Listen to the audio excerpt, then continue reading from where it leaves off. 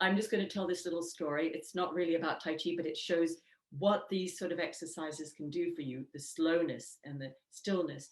Was that one day I was waiting for somebody to meet somebody in the street, somewhere in the center of London. I'm standing there on the street and I'm actually went into a little Tai Chi pose. So I wasn't just standing any old way. I was standing there like this. And a gentleman went by and he said one word to me, and it was strong. Do you know what? I thought that was the biggest compliment ever that I could have got. And I thought, great. All I did was stand there still, and people could see it was strong.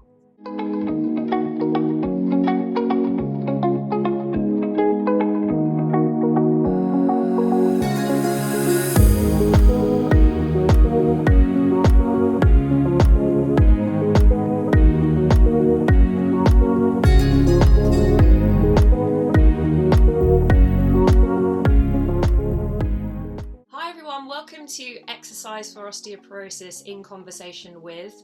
My name's Francine Zimbliss and I am the founder, innovator and educator at Exercise for Osteoporosis. Today is Exercise for Osteoporosis in conversation with Tai Chi instructor Jane Ward. Jane Ward has devoted over 35 years to studying and teaching Tai Chi. She specialises in classes for the 60-plus age group and those referred by health professionals.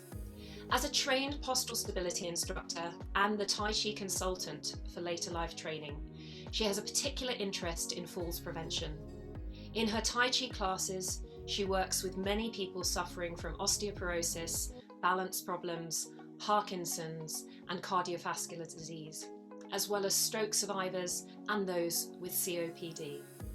In addition to her Tai Chi training, Jane is qualified as a specialist fitness instructor with qualifications in exercise for older adults, exercise after stroke, and in cardiac rehabilitation. She teaches strength and conditioning classes aimed in particular at those living with or at risk of osteoporosis. Welcome, Jane. Thank you. Thank you, Francine. It's lovely to have you here. 35 years. That's quite some length of time. Let's get on with the definitions first of all. So for those who don't know, what is Tai Chi? And also, I'm really interested to learn how you found Tai Chi, or how did Tai Chi find you? Where did it all begin and what led you to seek the practice yourself? Okay, so Tai Chi, I expect most people are familiar with seeing pictures of people, groups of people in China mainly, and in Chinese communities around the world. And now more and more people in parks doing that slow moving exercise known as Tai Chi. So it's an ancient Chinese exercise that's been done for centuries in China, started off just within families and then is spread out across the world. And it's a mind body exercise. Obviously, for the body, it's including slow moving continuous movements with regular breathing, and for the mind, because of the concentration required. It is a martial art, and I think people tend to forget that. It was originally taught as a martial art, and it is still taught as a martial art. But obviously, you can do it as a martial art where you would use the power and strength from the movements to, you would apply them on other people as a martial art, or it can be done for health where that power that you gain is for your own health and energy. So that's what Tai Chi is. Some people have called it moving meditation because of the way it looks, this slow moving, completely absorbing thing that people do. It's relaxing, but strengthening without being strenuous. So it has a total body effect, body and mind effect. So that's Tai Chi. How I got into it was not, I've always been interested in exercise, but it was really through my partner, now husband, who had a bad back. And we were told that Tai Chi was good for you, good for bad backs. So we started doing Tai Chi. And that was the beginning of a long journey 35 years ago. And we were very lucky to start learning from a master in London whom we stayed learning from for all that time. Oh, how wonderful. So it was Yeah. something you took together and you've just consistently done it. Yeah. You embraced it both at the same time. Fantastic. So tell me, you touched on a few of the benefits there. What I'm really interested to know is why it's a good idea for someone to attend a Tai Chi class, maybe beyond what you've already talked about. What are the potential benefits? And I know that you know that I'm particularly interested in specifically the benefits for people with osteoporosis, osteopenia, or those at risk of osteoporosis and osteopenia. Well, I think people will attend a Tai Chi class for many different reasons. So it does depend what you're looking for from a class. And it does depend on the type of class you go to. As I said, it is a martial art, and there may be some classes that would be more emphasis on that side. So it's important to find the right sort of class if you are interested in doing this. And actually, part of the reasons why people might be interested is that a lot of health professionals nowadays actually feel that it's a very, which it is, it's been shown to be a very safe and effective exercise for almost everybody, whatever condition they have. So the particular benefits, so falls prevention is one of the strongest things, and we may go into that a bit more. And that also makes it relevant for people with osteoporosis, because the importance of balance, postural stability, and reducing the risk of falls is very important if you have osteoporosis or at risk of osteoporosis. The other reasons might be for your other balance issues, like if you have Parkinson's. There has been research to show that Tai Chi can be very effective for people with Parkinson's in terms of improving balance and their coordination, postural stability. It's been shown to be effective for people with cardiovascular disease. There are some doctors that highly recommend it. It's even been shown to be effective for cardiac rehabilitation, so after cardiac surgery, for people with heart failure. So, and this is, if I were to explain why it is, I mean, maybe I'll mention these conditions and then explain a little bit about how those benefits come about. And for, you mentioned COPD, that's chronic obstructive pulmonary disease, so people with breathing issues. And what else could I mention? The arthritis, because of the smooth, gentle movements, the loose joints. Mental health, I think, for people who suffer from anxiety, depression, it can often, because of the relaxation, the sense of concentration that you get, taking your mind off other things, and it tends to lift your mood. It makes you feel good and positive about yourself, so it can boost your confidence in many ways. Mm. So how does it do this? So first of all, when it comes to balance and things, the elements that are important for balance are the shifting of the controlled transfer of weight from one side of the body to the other, keeping the alignment of the body all the time, so the postural alignment all the time. The connection to the ground through the feet, so you're rooted in the ground, so you have that connection. You have the moving, controlled movement, transfer of weight side to side. You have the arm movements, the diagonal arm movements going in different ways. That's important for coordination and for your stability. The concentration that's involved in your mind, so it focuses your mind. You might move your head and gaze in different directions. So these things can be challenging for balance, and they're all involved in the Tai Chi movements. The other thing would say that it's like the whole body moving as one. So this integration of body and mind and the whole body. So that can give you more body awareness. I often say to people that you may like doing lots of other exercise, and that's great because Tai Chi is compatible with everything, because it gives you a body awareness, a sense of your own movement, a control over your movements, knowing how to relax certain parts of your body where you're using other parts, your sense of lower center of gravity. And these can make you better and make other sports and other physical activity more effective, more enjoyable, and safer. I'm touching on the speed thing, and I've noticed this coming up for me when I teach. I vary speed, and often I'm having to tell a lot of my participants, or I'm asking them to slow down so that they can feel more. What I noticed about the limited Tai Chi I've been exposed to is that it's just slowing everything down so people can really focus on the feeling of all these movements, all these positional changes and what it does to them. It also becomes quite diagnostic as well in its own way. You learn a little bit about your body, would you say? Absolutely, because yeah, you may find, because you're slowing down and you're relaxing more into it, you may find where there's a little tightness somewhere. And it is about then, maybe, and also not straining areas that you don't need to strain. We all know that we have a lot of tension sometimes in our upper body. Mm. But the thing about Tai Chi, and I will do a little bit of just to show you in a moment, but the four things that I like to say, that the four basic principles when I'm teaching the Tai Chi is that we're rooted through our feet. So it's like a tree. It's like your really deep roots. That connection to the ground is really important. Then the power comes from the legs. Your legs are your powerhouse. It's that movement, the muscles in the legs, they're the strong, they power the movement. The hips direct it. So that's looseness in the hips. Mm. And the movements just express through the upper body. So it's not like you're limp, you're there, you're open. But it's like if you think about the tree branching out with the flowers, that's fine. But that wouldn't be there without the roots and the strong trunk. So the image of the tree is actually quite a good one. So thinking about, what Tai Chi is. Do you ever find participants come to you seeking to cultivate all of the benefits that you've spoken about? And do any of them struggle to slow down? Or do you find that everyone just, it's sort of like the energy in the space with everybody just allows them that ability to just, yeah, okay, I've entered this space now. Do you ever find people come and they just really just like, I need to move a little bit faster? Oh, absolutely, absolutely. I mean, yes, I mean, some people just cannot stand it at all. And that's fine, because the main thing is you're never too old to learn. Wait till you're 90 then. Maybe you'll be ready for something slow then. That's fine. Yeah, no, some people just can't stand it. They can't stand the slowness. And I can relate to that because I am a very energetic person, as people know if they come to my other classes. And I was always very energetic. And I struggled with Tai Chi to begin with.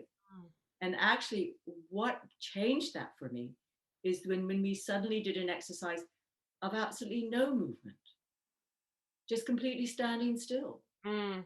for 20 minutes, Mm. maybe holding your arms in a difficult position.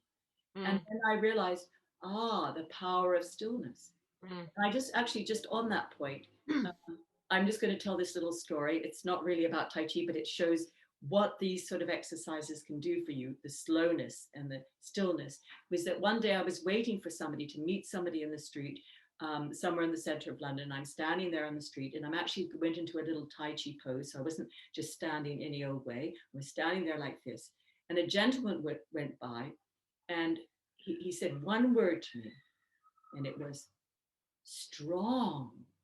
Do you know what? I thought that was the biggest compliment ever that I could have got. And I thought, great. All I did was stand there still, and people could see it was strong. So that to me is a great recommendation to it. So strength does not come from movement, fast movement. In fact, very much it comes from slow developing it. But it is not for everybody. Some people find it very difficult and they will speed up. And I often say that it's very subtle Tai Chi, the changes. It's not like a one-off fix. You don't come in and say, oh my, like murking a muscle and it aches a bit. And you think, oh yeah, I've really worked.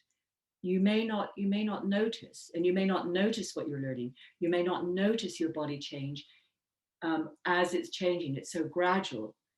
And it's like, I sort of like feel it's like, I call it in the classes, I call it movement osmosis. People collectively come together. And I feel that you did mention how it's the, often the atmosphere, that the energy that's in the room. And I feel that that is the role of the instructor, which is to gather that. So even the people who are feeling it's really challenging, do I want to be here? You actually try and make them feel, yes, you're part of this collective sort of energy exercise, and which we're all going to benefit from. And sometimes just that spirit, we know people come to a class not because they like the exercise, but because they like being in the group. Yeah, for sure, for sure. And I know that we'll maybe talk about that a bit later. You've created a community around where you live. So have you always known about the potential benefits of Tai Chi related to falls prevention, or did this come about during your time as a practitioner or teacher? Because I imagine that, and in my deep dive into the research, as with many Eastern alternative therapies, the academic world has been a bit quite late to the party on this. Well, actually, I feel I was extremely fortunate in timing, in that I was just starting, I've been teaching for a couple of years. And then there was some sort of groundbreaking research in the US about that the Tai Chi could reduce the risk of falls by, a significant amount. And this got quite a lot of publicity amongst the health professions. And it was taken up very much by the health profession in the UK. And they saw this as an opportunity. Well, if we can prevent falls, we prevent fractures, and therefore we're going to save the NHS money. And therefore, let's take up Tai Chi. So there was a big boon, and I just happened to be getting around at that time. The research was in 1996, but I think it was probably 1998, 1999 that it would start becoming, to the fore. And this is, of course, in I think it's around 2000 that Later Life Training started their training in postural stability instructor training. And that's how I got involved with them. And I have to say there weren't so many Tai Chi instructors around at that time, unlike now where there are many, many, many. But I was, one that they knew because I was already, involved with people that they knew in Camden in London. And so that's how I was lucky enough to get involved. So that was the start of it. Now there's been much more research since then, and what has come up is that the benefits of Tai Chi for falls prevention, the main benefit for falls prevention is amongst community living adults. It might reduce their risk of falling, their fear of falling, and have other benefits and maybe improve their balance. But the actual research evidence was on people living in the community, not necessarily the very frail older adult who might need, more than just Tai Chi and may need, something else. And there actually have been very many studies on this area. And often there is criticism about, they're not, there've been further information's needed, things are needed. I mean, better studies, there have been flaws picked in some of the studies. But with that quantity of evidence, there's enough to say that, yes, Tai Chi does show great benefits for preventing risk of falls. And actually the research on Parkinson's, I think, is also in relation to Parkinson has confirmed that. And I feel it's a point to mention, to anyone that's watching today is that, rather than scrutinize the research until the point is it's just too late because you've had your fall and fracture and maybe it's past your lifetime, get going with it and see if it fits with you, because I think you're never going to find a perfect study. And I want to ask you a little bit about terrain. When I Google Tai Chi, and I often land upon a vista. I can watch a group of people or a person do Tai Chi within a studio environment where they're on a flat studio floor, possibly a sprung dance studio floor. And then I also watch loads of people in the beautiful outdoors doing it on grass. And I can't see whether that is a level grass, and then I see the most stunning views of people on beaches on sand, and I'm interested to just understand from a falls prevention perspective whether that has come into play, because when you're practicing this, do we have to consider the terrain we're practicing on, or is it not so important? Well, I think if you're doing it for falls prevention, it is important, and you would be doing it, with the support there in case it's needed. So you would be doing it on a floor with good shoes on, sort of that give enough support, soft soled, so that you can feel your feet. So it would be important if you're doing it for that reason. If you were, I have if you have done, your balance isn't so compromised. If you are safe to exercise, that you don't need to hold on to anything. Then doing it actually on grass outside on ground can be very helpful because there's a little bit of yield in the ground. And actually, we know that if things are a little bit uneven, that's good too, because that's more of a challenge for the balance. So generally, I would not go outside. People often say, well, why can't we do our yeah, which would have been helpful in the summer sometimes. Yeah. Yes. I go with my fellow students of, my level, as it were, and we might meet in the park and do Tai Chi. I'm quite sort of hesitant to take out, people I'm teaching unless I know their their sort of level, their ability to not feel unsafe in such an environment. So I think that different terrain or different grounding is good if you are quite an experienced, you're experienced and you feel safe, but not for somebody doing it for falls prevention. It would have to be on a flat surface to begin with, until you have your sort of more training in that. But I mean, it is wonderful to do it outside, to feel those inundations. As I said, there's some, you can feel when you step on the ground, it's not solid. You can feel that sinking sometimes, as long as it's not it's not, you're not in a drought and it's really crunchy. But generally, it can be very useful flooring. You mentioned soft sole shoes, and I'm very interested to understand. I know, maybe separating your answer as a teacher and as a practitioner, how, doing this bare feet, would this be something that you do for yourself, and potentially for reasons of, feeling the ground more, what you and I know as proprioception, um, and also being outside, perhaps the effects of grounding or earthing, if you know what that is, just the, being, really getting the positive ions coming up from the earth. Would bare feet be something to do, or a good Generally it's not recommended. I mean, it does depend on your your sort of background and how you've learned these things. I mean, we have a very traditional um, Chinese teacher master who teaches us, and they would consider doing things in bare feet are that you lose energy through your feet. So actually, it's not never a good idea to do things in bare feet. Now, that's the Chinese view, and in his presence, none of us would do it in bare feet. And in general, if you watch the traditional, people are wearing those light Chinese slippers generally to do it. If you're doing it for falls prevention, no, I do not feel they are safe enough to do it. You want just sort of light shoes.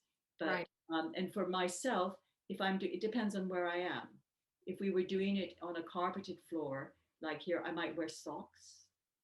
That would be quite normal to wear socks and just do it in your sock feet. Um, or else if I was outdoors, I'd probably be wearing shoes. Yeah. Okay, that's interesting. Okay. Yeah. What are the key ways in which Tai Chi needs to be led in order for it to stay authentic or true to its form? And does it need to stay authentic in order to be an effective in preventing falls? Or do you get the same benefits whether it's adapted Tai Chi? So I'm an instructor that's not a Tai Chi instructor. I'm looking forward to doing a bolt-on course with you at some time soon. So I wonder whether I can still benefit my participants with Tai Chi, The having whole lived and breathed it. Yeah, no, the whole point of adapted Tai Chi is this fixed set of movements, which are authentic Tai Chi, that are to be taught by people who are not Tai Chi instructors.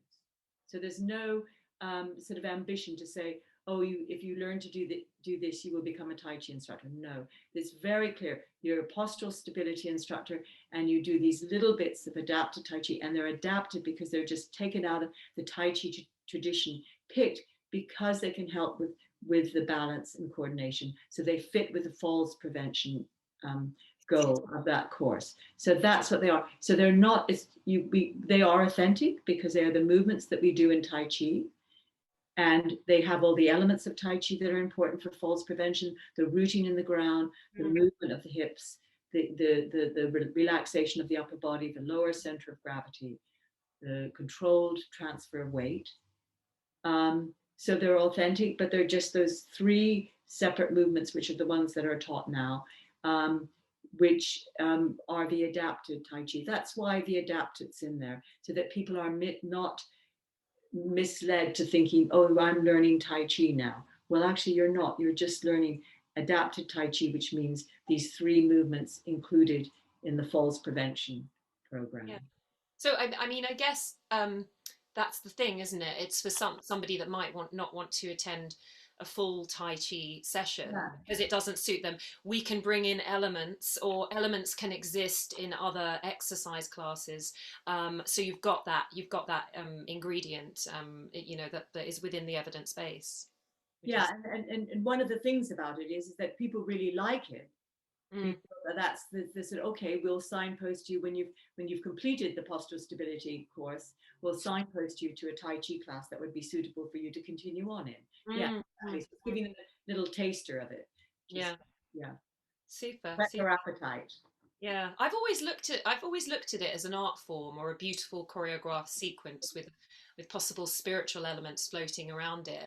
I think of it as you start by teaching by numbers. It's like teaching painting. Yeah. You teach by numbers. You teach paint by numbers, and then eventually, as you get familiar with the numbers, you then improve, and then eventually you're doing one stroke with a brush, Mm.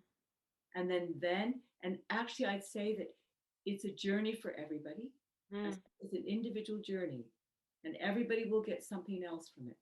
And I think that if you introduce, I've never been one to introduce the spiritual as part of the teaching method, because it comes actually with people don't realize it. Yeah. I mean, I have to say that some people have come to a Tai Chi class for the first time and they actually are in tears at the end because they're so moved by it. Yeah. And I feel moved just talking about it because it had an effect on them that was completely unexpected. And having said that, that class I might have been teaching my normal way, shift the weight here, do this, do that, all that. And then obviously there's quite a lot of stillness in it. There's nice, I might play a little music in the background, but the whole effect of it is can be a very strong one emotionally on people. So I think that, as I said, it's an individual journey for everybody, and I try to avoid those words because to avoid any sort of that there has been a risk in the past that people think that the spiritual things means, well, if you happen to be like a Christian, I can't do Tai Chi, and that has actually happened, that some churches have not wanted it. So I think that that's a misunderstanding of, to me, the whole practice. Yeah. So yeah, I teach it. It's learning to make a single stroke. Yeah, let it reveal itself, and you don't need to name it, because if you have an experience and you label it, it feels like it needs to be the same experience for everyone. But actually, Right. Yeah. my experience is it's very unique, individually unique. You mentioned music. I'm really interested to hear about that. And you said sometimes I might have on music. What might be a reason that you do put music on? Is it just, oh, I feel like music today? And also, what kinds of music would you put on? Would it be a certain genre that you put on? Well, I have a sort of favorite piece of music which I actually play almost all the time, which is from a CD I bought in Beijing on one of my visits to China, and I play that. But I don't. I might play that a little bit at the beginning and at the end, because in my regular classes we actually do a sequence of movement which is called the form. That's traditional Tai Chi. You learn a little form where you put a number of movements together. And this is a very short form so that it's very accessible to people coming to a class. They can even follow. They've never done it before. And often we do that to music. But it depends if I'm teaching, if it's like I'm leading people through using words, I want my voice to be clear and with no music. So it varies. You don't do Tai Chi to music. I would, unless you were doing a performance, then you might have music as part of your performance with no speaking. Yeah. Mm, mm. I know that in some, certainly when you're teaching for balance and things, it's important not to distract people. With people might also have hearing issues. You want people to hear what you're saying, Yeah. and not be, distracted by music. Sure, sure. Um, I so will stand up and do a little bit now.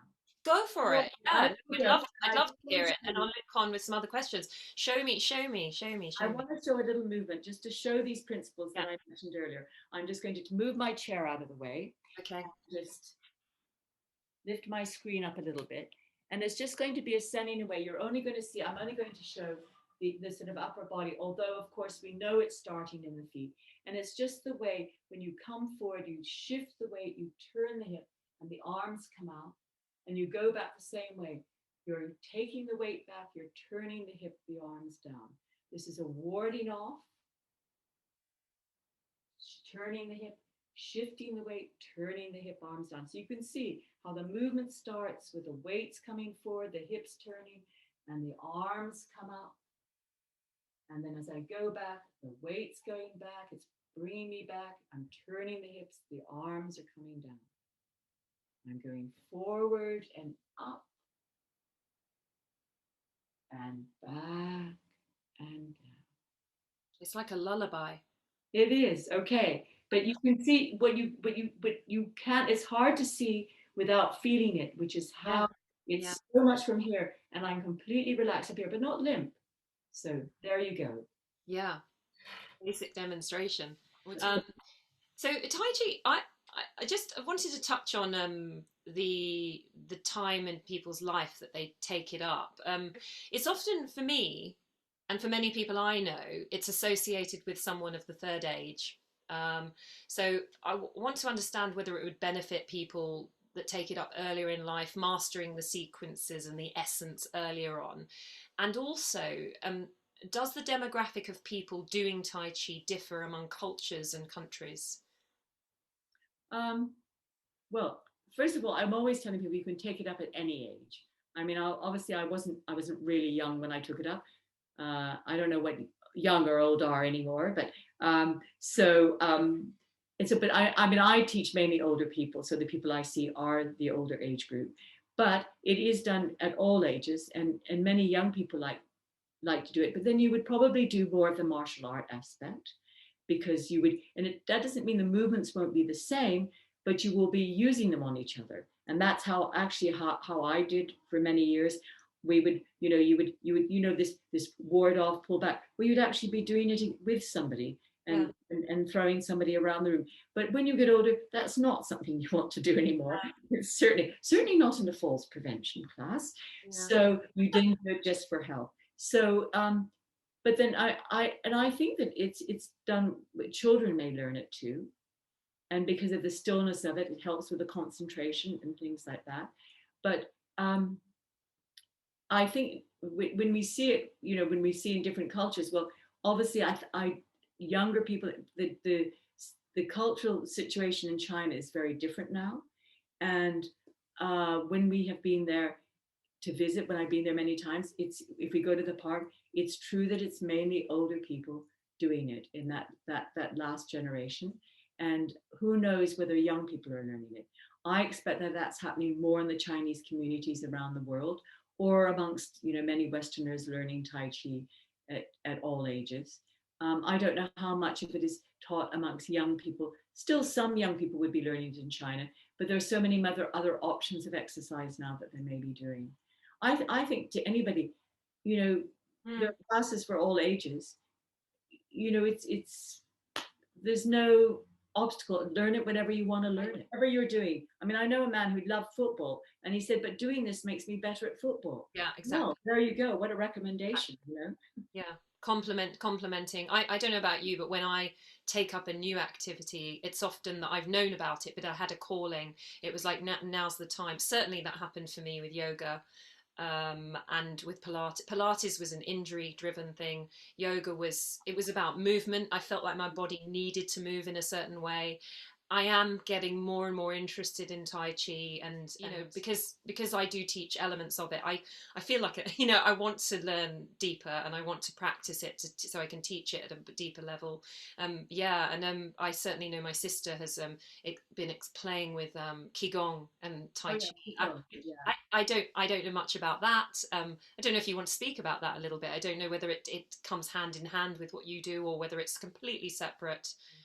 Well, I mean, certainly, there's a lot of confusion about Qigong, Tai Chi, and very often they're integrated into the same classes now, and the same elements, and because my practice has been very much Qigong as well as Tai Chi, that it's impossible for me not to have it in the Tai Chi I teach. They are sort of integrated. The Qigong I do is a form called Jam Zhong, which is standing like a tree. So I've already mentioned trees as a good image for Tai Chi, but standing still is even more, that's even more stationary than the slow moving Tai Chi, the image of the Do you do is that your way of meditating, or do you meditate? Do you call it meditation, or do you do another kind of meditation, a seated meditation as well?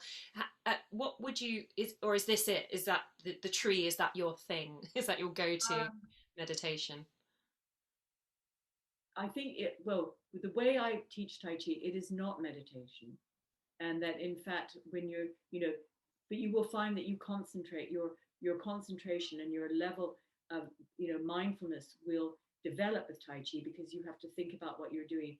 People often say, I go to a class, I can't think about anything else because I'm, thinking about this. And I think that's true of, actually, I must say it's true of other forms of Mm. mind body exercise too. So, but it's not meditation itself. I see meditation as a completely separate activity, and that's how I've been taught. And I do meditation. That's a completely different, separate. And just tell me, I was interested to hear a little bit about the impact you see week on week, and as the months go on with your new participants in your classes. Have you got any examples, or people that you can pin out where it's just been so amazing to watch this transition? Um, oh, let me just think about that for a moment. Um, I think it's very exciting when you see people getting, I'm trying to think of an individual, when you see people getting the movement and really getting into it. Um, I think that not so much from what I've seen. I mean, I see a lot of changes, but it's the way people say to me the effect it's had on them. And that, it's especially, actually, I have to say, it's been even stronger this last year when we haven't been meeting face to face, and people are, having very different lives. And some people feel that doing the classes with me online, that this, and they've been doing more than they would have been able to if it had been face to face, has had a tremendous impact on them in terms of their calmness, their ability to cope with life, and things like that. So I think that rather than even the physical side, that sort of total body change is most important to me. Because I often say, people say, oh, I'm trying to get this movement. And for me, it's not about the movement, actually. It's how you feel it. It's not even, I have to keep telling people, we do the same movements all the time. It's not what you're doing, it's how you do it. So that's where the change, how you experience it each time. So Mm. I think that's what affects me most. That's what's most impressive to me, that how people really, really find it such a like a lifesaver support. And they actually will end up trying, oh, I have to do it every day. I do a little bit every day. Yeah. Some person with a serious depression, the only way she was able to get through it was to do a little bit. She'd set aside a time every day to do a little bit of it, following a little video I provided. And as long as she did that every day, she could, prepare her supper and eat supper and things. But without that, so I feel that's the sort of thing it's Yeah. really important to me, the I think impact on people's lives. two things you've mentioned there, I think, are really important to re-emphasize. Is that people are doing it in their own home that might not have done that before. Mm. We're speaking now at a time, during the pandemic in 2021, and yeah, so they would. Some people may have gone to a studio beforehand, done it there once a week or twice a week, and then come home and actually not have experienced it in their own space, but actually bringing it into their own space has actually made them realize, oh, I can do this in my Yeah, own space. that's a good point. Yeah. It's accessible. And the other thing I think you mentioned that's important, and I'm a big believer in this, that often as exercise instructors, we sit within 60-minute blocks, often, or whatever shape it looks like, and there's this assumption that it needs to be this length of time to do it, and it's great when somebody realizes, oh, I can actually do 5 minutes of that now, Yeah. and I don't, it doesn't need to, because often that will be a barrier to participation. I just don't have the time. Yeah. And it's wonderful when people realize those things. I can do this at home, and I can do it because I can fit this into my day, which is a great thing. I remember once, years ago, actually, it was somebody I was teaching, and she was a nurse in a busy GP surgery, and she said, I mean, and this would probably apply even more now. And she said, one day it was just so stressful. I had to go into the ladies and do a few Tai Chi movements to calm myself down. Yeah, I often say, you don't have to do everything. Just do any movement. Some movement you particularly like and you find is really helpful to you, just do that movement. You don't have to do it all. Just get into the spirit of it. And yeah. that's the amazing thing that people, they can just start off doing one movement and suddenly they realize, oh yeah, now I know what I feel like when I'm doing this.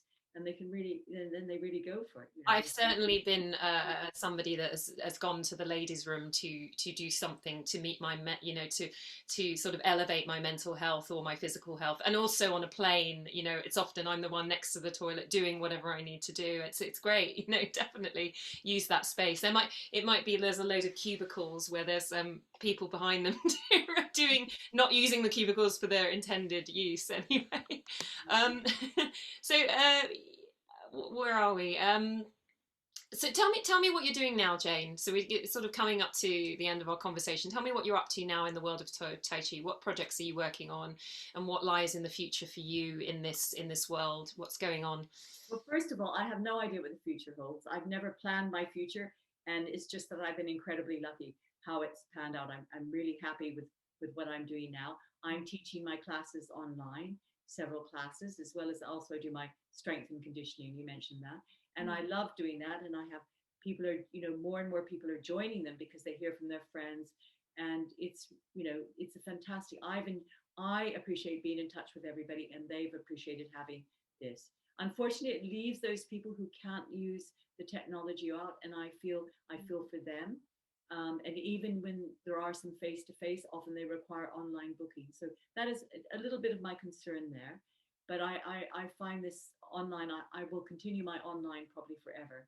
I mean, I do some work for a charity with people with brain injury, and I find that very, very rewarding. And people who've had strokes, younger people who've had strokes, and then I do my work with later life training, doing these, as you know, as a postural stability instructor, doing sort of additional sort of um, add-on days to improve their practice in the postural stability courses, in the falls prevention programs. So that's about it, and I'm quite happy with that.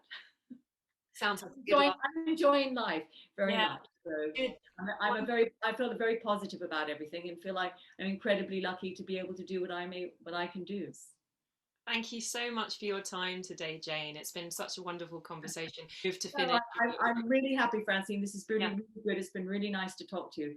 Mm. And well, I hope many more people might enjoy doing Tai Chi. Yeah, Thanks. yeah, me too. I'm looking forward to when it sort of really takes me, and I'm going to follow that journey as well. Yeah. Thank you so much. Thank you. Thank you very much.